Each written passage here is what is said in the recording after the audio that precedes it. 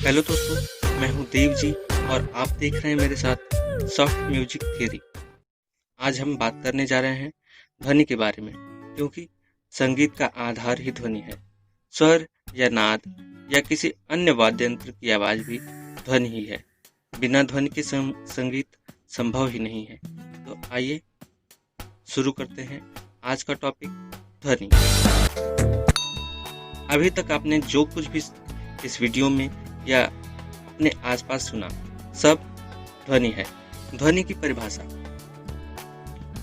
ध्वनि एक प्रकार का कंपन या विक्षोभ है जो किसी ठोस, द्रव या गैस से होकर संचारित होती है, किंतु मुख्य रूप से उन कंपनों को ही ध्वनि कहते हैं जो मानव के कान को सुनाई पड़ते हैं।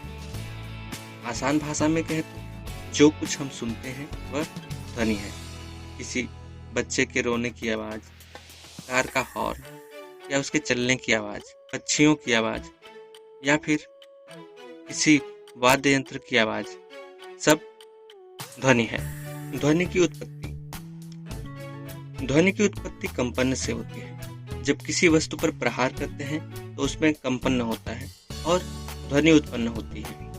कुछ वस्तुओं में कंपन आसानी से देखा जा सकता है और कुछ में नहीं, जैसे कि सितार या गिटार के तारों में कंपन को आसानी से देखा जा सकता है तथा बांसुरी या शहनाई में हवा का कंपन आसानी से नहीं देखा जा सकता है।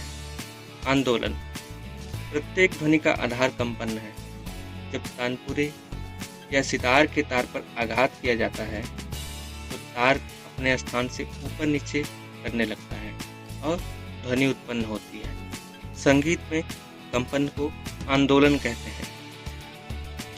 किसी वस्तु पर आघात करने से 1 सेकंड में जितनी बार कंपन उत्पन्न होता है उसे उसकी आंदोलन संख्या कहा जाता है।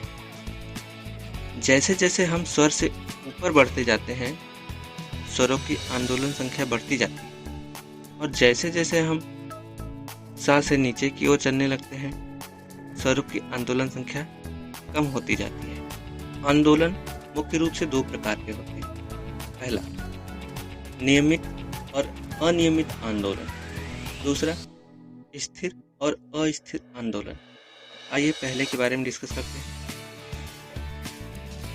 नियमित और अनियमित आंदोलन: जब किसी ध्वनि की आंदोलन संख्या प्रत्येक सेकंड समान रहती है तो उसे नियमित आंदोलन कहते हैं, और जब बदलती रहती है तो उसे अनियमित आंदोलन कहते हैं। दूसरा, स्थिर और अस्थिर आंदोलन: जब किसी ध्वनि का आंदोलन कुछ देर तक चलता रहता है तथा ध्वनि आती रहती है तो उसे स्थिर आंदोलन कहते हैं, और जब आंदोलन शीघ्र ही समाप्त हो जाता है तो उसे अस्थिर आंदोलन कहते हैं। जैसे तानपुरे के तार को जब छेड़ते हैं तो उसकी आंदोलन स्थिर होती है, और जब हम किसी लकड़ी पर हाथ से आघात करते हैं तो उसकी ध्वनि अस्थिर होती है। संगीत में नियमित और स्थिर आंदोलन वाली ध्वनि का प्रयोग होता है, जिसे नाद कहते हैं। हालांकि यह नाद की सामान्य परिभाषा है।